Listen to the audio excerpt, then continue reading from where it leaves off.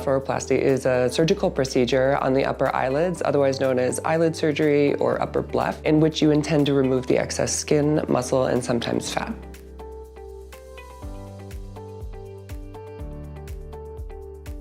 Well, the intention of upper eyelid surgery is to improve the appearance and potentially the function of the area. So patients typically look a lot more refreshed and feel more comfortable, such as when reading or putting on makeup.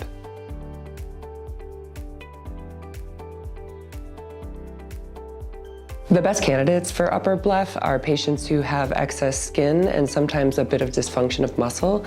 The skin can be excess just in the eyelid itself, or it can even go onto the lateral portion and obstruct some of your vision.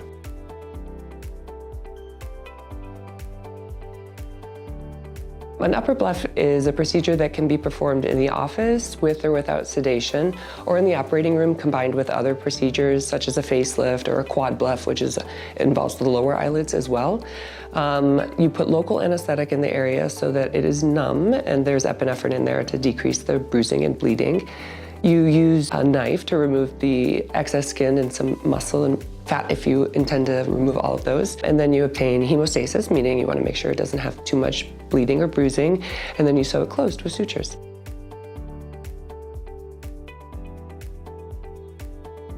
An upper bleph lasts forever.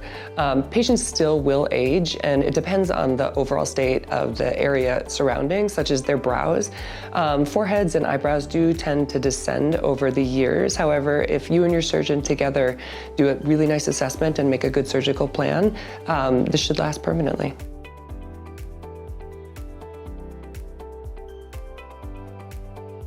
We intend to hide the scar for an upper bleph right in the eyelid crease, and so there always is a scar when you cut the dermis. However, over time it fades really well and it hides in that natural shadow. After an upper bleph, most patients go back to work within a week or two. You can resume full activities after 4 to 6 weeks, and makeup can hide some of the residual bruising after 2 to 3 weeks.